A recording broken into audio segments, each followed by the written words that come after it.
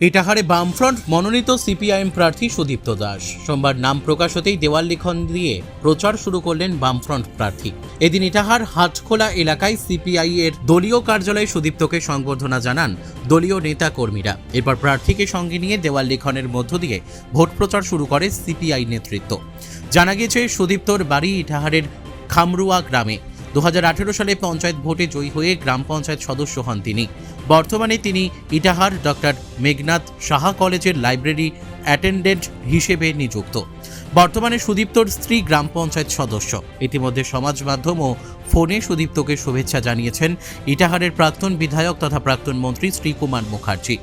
এতদিন ইটাহার বিধানসভায় প্রার্থী হতেন বর্ষিয়ান সিপিআইএম নেতা শ্রীকুমার। তবে এবছর রাজ্যের বিভিন্ন বিধানসভার পাশাপাশি ইটাহারেও তরুণ প্রজন্মের উপরেই আস্থা রাখল বামফ্রন্ট।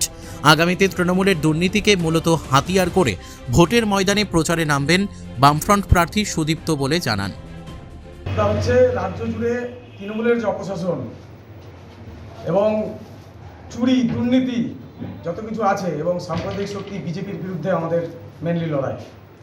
আর আমাদের যে ইটাহার বিধানসভায় প্রাক্তন মন্ত্রী ডক্টর শ্রীকুমার মুখার্জির ঐকান্তিক প্রচেষ্টায় যে উন্নয়নের জোয়ার ছিল, সেটা গত 15 বছরে একদম স্তব্ধ হয়ে গেছে। এই বর্তমানে যে 5 বছরের যে বিধায়ক ছিলেন তিনি বর্তমানে কোনো কাজ করেছেন ইটাহার বিধানসভায় বলে কোনো প্রচার নেই, কোনো আমরা জানিও না। আর তার আগের 10 বছর শুধু আমরা দেখছি গুন্ডামি, স্বৈরাচারী মনোভাব, নমিনেশন আটকানো, শুধু গুন্ডামি ছিল 5 বছর ধরে, 10 বছর ধরে। তার আগে যিনি এমএলএ ছিলেন, তা আমরা কিছু দেখিনি। তাই আমার মূল যে লড়াই, বর্তমান প্রাক্তন মন্ত্রী ডক্টর শ্রীকুমার মুখার্জির ফেলে আসা কাজ, যেগুলো অসমাপ্ত কাজ, যেমন সুই নদীর প্রকল্প, মান্নাই থেকে জয়হাট পর্যন্ত যে খনন কার্য, সেটা স্যাংশন কাজ, সেটা আটকে গেছে এই সরকার আসার ফলে।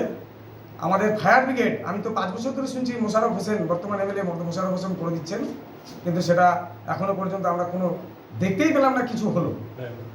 আর স্যাংশন করা ফায়ার ব্রিগেড সেটা এখনো পর্যন্ত আমাদের সিটিআই স্যাংশন করা সেই ফায়ার ব্রিগেডটি হলো না। এবং এই চৌরাস্তার ফ্লাইওভার, যেটা স্যাংশন আমাদের প্রাক্তন মন্ত্রী ডক্টর শ্রীকুমার মুখার্জি স্যাংশন করে দিয়েছিলেন, সেটাও আজ পর্যন্ত কিছু হলো না, সেটা পুরো ক্যান্সেল করে দেওয়া হয়েছে। এটাই যে সমস্ত কাজ আমাদের প্রাক্তন মন্ত্রী করতে চেয়েছিলেন, সেই অসমাপ্ত কাজগুলোকে আমি করব বলে আজকে আমি এই অঙ্গীকার করছি। এটাই আমার মূল লড়াইয়ের জায়গা। আজকে থেকেই আমাদের প্রচার শুরু হলো দেওয়াল লেখনের মাধ্যমে।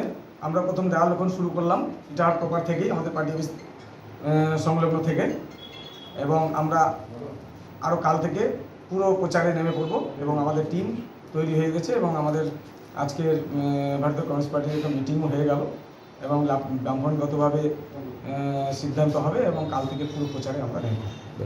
আমার উপর প্রার্থী হিসাবে আস্থা রাখার জন্য আমি সর্বতভাবে বামফ্রন্টকে বিশেষভাবে ধন্যবাদ জানাই, এবং রাজ্য বামফ্রন্ট আমার উপর আস্থা রেখেছেন। এর জন্য আমি সমগ্র ইটাহারবাসী এবং আমাদের রাজ্য বামফ্রন্টকে ধন্যবাদ জানাচ্ছি। আপনার নাম? আমার নাম সুদীপ্ত দাস। আপনি কি করেন? আমি বর্তমানে ডক্টর মেঘনাথ সাহা কলেজে কর্মরত। ইটাহার থেকে দিবাকর মজুমদারের রিপোর্ট, কুলিক নিউজ।